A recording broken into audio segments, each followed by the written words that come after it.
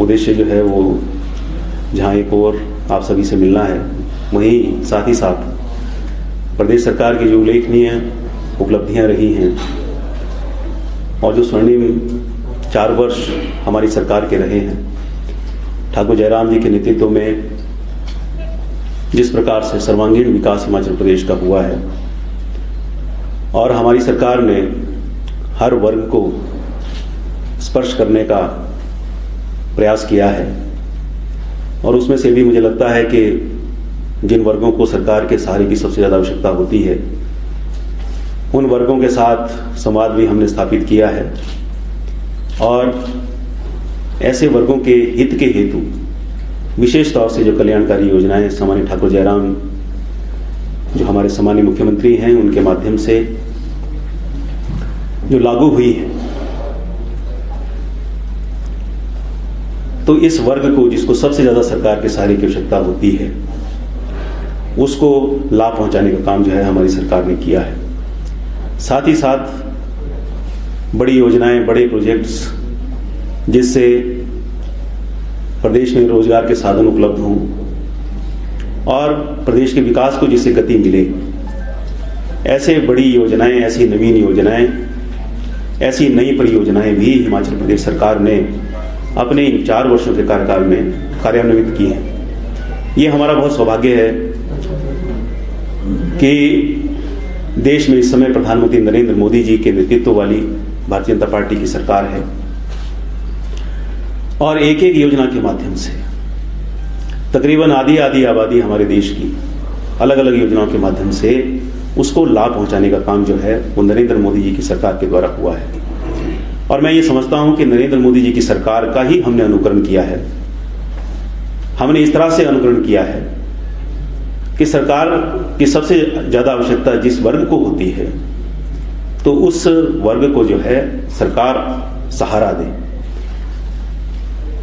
मैं ये समझता हूं, वैसे तो सब उपलब्धियां जो हैं, आंकड़े जो हैं आपके पास होते ही हैं, लेकिन एक स्मरण के नाते और वो मैं आपके सामने उनका मैं उल्लेख करना जो है औपचारिक तौर से उचित समझता हूं। हमारा जो पहली कैबिनेट थी हमारी सरकार की, और जिसमें बतौर मुख्यमंत्री ठाकुर जयराम जी की जो पहली कैबिनेट थी, और मुझे भी अपने क्षेत्र के लोगों के आशीर्वाद से, आप सबके आशीर्वाद से, सहयोग से मुझे भी वहाँ जो बैठने का मौका मिला था, तो पहला निर्णय जो लिया गया था वो सामाजिक सुरक्षा पेंशन की आयु सीमा को घटाने का जो है वो निर्णय हमारी सरकार ने लिया। 80 वर्ष से ये आयु सीमा घटा करके हमारी सरकार ने 70 वर्ष की थी, और मुझे ये बहुत हर्ष होता है ये बताते हुए कि 70 वर्ष से अधिक 3,07,000 वृद्धजनों को आज 1,500 रुपये मासिक जो है वो पेंशन प्रदान की जा रही है। और सामाजिक सुरक्षा पेंशन अगर मैं कुल मिलाकर के अन्य भी जो वर्ग हैं जिनको ये पेंशन दी जाती है, सारी अगर मैं सम्मिलित रूप से इनको मैं समाप्त करने का अगर मैं एक संयुक्त आंकड़ा जो है मैं आपके सामने रखूं, तो प्रदेश के अंदर 6 लाख से अधिक जो हैं इस समय पेंशनर्स हैं, और वर्तमान में जो है लगभग 2 लाख नए पेंशन के मामले जो हैं वो स्वीकृत हुए हैं। स्वर्ण जयंती नारी संबल योजना, नारी सशक्तिकरण जो है हमारी सरकार का जो है वो एक विशेष क्षेत्र जिसको कि एक प्रायोरिटी के तौर पर प्राथमिकता भी दी जाए और सशक्तिकरण भी किया जाए। हम सब जानते हैं कि 2007 से 12 की जो भारतीय जनता पार्टी की सरकार थी, जब प्रोफेसर प्रेम कुमार धूमल मुख्यमंत्री थे, उस समय एक ऐतिहासिक निर्णय जो है तत्कालीन सरकार ने लिया था, भारतीय जनता पार्टी की सरकार ने लिया था, जिसमें पंचायत निकायों के 50% पद महिलाओं के लिए आरक्षित करने का जो है वो फैसला हुआ था। और उसके बाद मैं समझता हूं पूरे प्रदेश के अंदर नारी सशक्तिकरण की ओर हम बढ़े, सीधा जो है विकास का जुम्मा, विकास का दायित्व जो है वो, और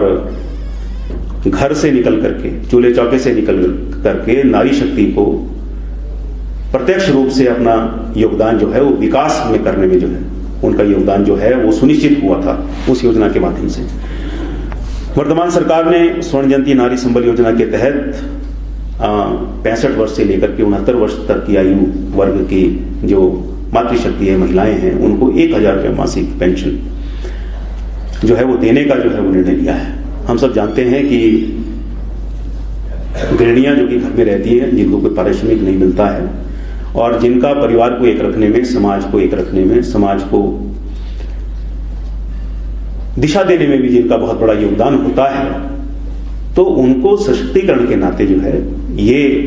कदम जो है एक बहुत प्रशंसनीय कदम मैं समझता हूं हमारी सरकार का रहा है। और अगर मैं नारी सशक्तिकरण की बात करूं, महिलाओं को मैं प्राथमिकता देने की बात करूं और उनके निमित्त ही कोई विशेष योजना भी अगर बनी है तो वर्तमान सरकार के कार्यकाल में बनी है, जिसको हम गृहिणी सुविधा योजना के नाम से जानते हैं, जिसमें 3,23,000 परिवारों को जो है वो फ्री गैस कनेक्शन जो है हमारी सरकार के द्वारा दिए गए हैं और इसके ऊपर जो है तकरीबन 120 करोड़ रुपया जो है हमारी सरकार ने खर्च किया है। उसी के साथ साथ लोगों के रोजमर्रा की जो शिकायतें हैं, जो तकलीफें हैं, उनका निवारण होता है। इसके लिए मुख्यमंत्री सेवा संकल्प हेल्पलाइन 1100 कोई भी फोन कर सकता है, अपनी ग्रीवांस जो है वो बता सकता है और तब तक जो है वो ग्रीवांस उस पोर्टल पर से ड्रॉप नहीं होती है जब तक शिकायतकर्ता जो है वो संतुष्ट नहीं होता है।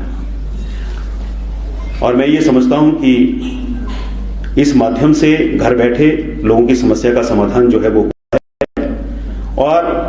पोर्टल पर अब तक प्राप्त इस हेल्पलाइन के माध्यम से जो शिकायतें प्राप्त हुई हैं उसमें से तकरीबन 85% शिकायतों का निपटारा जो है वो किया गया है। उसी के साथ साथ मैं ये कहना चाहता हूं कि जो ग्रीवांस लिटरेशन की हम बात करें और अगर हम सरकार जो है वो घर द्वार जो है लोगों को न्याय जो है वो प्राप्त हो, उसके नाते जो है वो जनमंच की योजना जो है वो हमारे सरकार ने जो है वो जारी की थी और ये पहली बार हुआ हिमाचल प्रदेश में कि जनमंच के माध्यम से क्षेत्र हमारे प्रदेश के कोने कोने में, दूर दराज के क्षेत्रों में, हर निर्वाचन क्षेत्र में राउंड वाइज जब जिस निर्वाचन क्षेत्र का में जो है जब जनमंच आयोजित होता है तो अलग अलग स्थान पर जो है हर बार ये जनमंच जो है किया जाता है। उसमें प्रयास ये होता है कि दूर दराज के क्षेत्रों में जहां से लोगों का आना जाना जो है संभव, उसमें जो है कठिनाई है, ऐसे स्थानों पर जो है जनमंच कार्यक्रम जो है आयोजन किया गया। तो ऐसे इन कार्यक्रमों के माध्यम से सीधे सीधे लोगों के हाथ में मंच दे करके, लोगों को मंच दे करके, उनके हाथ में माइक दे करके अपनी ग्रीवांस जो है वो बता सके, जिसमें पूरा सरकारी जो हमारे अधिकारी हैं, प्रशासन के जो अधिकारी हैं उस जनमंच में मौजूद होते हैं। और इसको भी जो है, इसके भी 3 हिस्से हैं इस जनमंच कार्यक्रम के। उसमें प्री जनमंच एक्टिविटीज होती हैं जिसमें पूरे क्षेत्र में जो पंचायतें जनमंच के तहत जिनको कवर किया गया होता है उसमें अधिकारी प्रवास करते हैं और लोगों की शिकायत जो है वो जानने का और वहां पर जो तकलीफें उनको हो रही है उसको जानने का प्रयास करते हैं। तो काफी समस्याएं तो प्री जनमंच एक्टिविटीज जो है उसके दौरान उसका समाधान होता है। फिर मुख्य कार्यक्रम जनमंच कार्यक्रम होता है और उसके बाद फिर पोस्ट जनमंच होता है, जिसके ऊपर हम जो ग्रीवांसेस आ गई हैं और जिनका मौके पर निपटारा नहीं हो सका, जिसमें अधिकारियों को मौके पर जाकर के प्रवास करके वस्तु स्थिति वहां जान करके और फिर उस ग्रीवांस को एड्रेस करने का, उसके समाधान करने का जो प्रयास होता है, तो ये एक्टिविटीज फिर पोस्ट जनमंच कार्यक्रम के अंदर जो है उसका जो है निपटारा किया जाता है और प्रत्येक जनमंच कार्यक्रम की रिपोर्ट जो है सरकार को प्रेषित की जाती है। तो मैं समझता हूं एक ऐसा कार्यक्रम था जिसके माध्यम से पहली बार प्रदेश में एक आम आदमी को मंच देने का, एक आम आदमी के हाथ में माइक दे करके उसको अधिकार दिया गया अपनी बात कहने का,